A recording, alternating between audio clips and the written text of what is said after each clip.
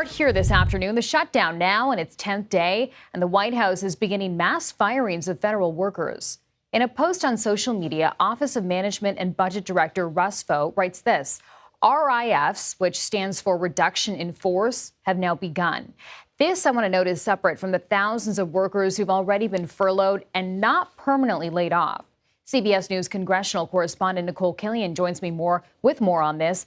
Nicole, the Trump administration now looking to sort of put pressure on Democrats with these firings. Explain how they're doing that. Well, look, we saw ahead of the shutdown that the White House Office of Management and Budget had put out a memo basically directing agencies to find potential reductions in force, or RIFs as they are called, in the event that a shutdown occur.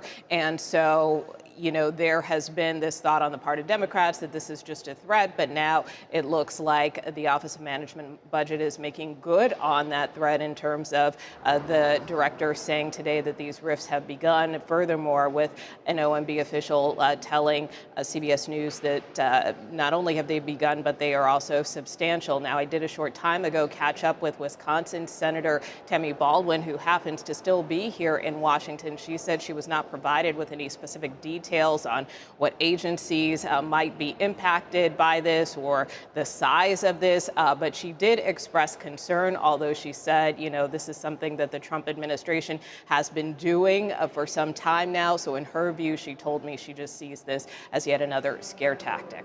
So, Nicole, as for what's ahead here, the House and Senate, we know, will both be out over the holiday weekend. So why aren't they planning to stay and hold some more votes to try to keep the government open? Well, look, I mean, it's a good question, and one where, at least if you talk to the speaker, he would tell you that, look, the House has already done its work. We passed this clean extension of funding. The ball is in the Senate's court. If you talk to Leader John Thune, he would tell you, well, we're just waiting on a few more Senate Democrats to cross over to support government funding. So that continues to be the line from Republican leaders. However, I didn't anticipate for the shutdown to be more than a week. But the one thing that I did anticipate, that if it did extend itself past a week and start to go into the second week, that Trump would make good on his promises.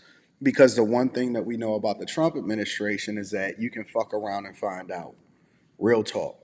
Like, there has been nothing, and when I say nothing, I mean nothing off the table that he has said that could possibly happen that he did not execute on, including a situation where he warned Democrats that rifts were coming if an extension was not met.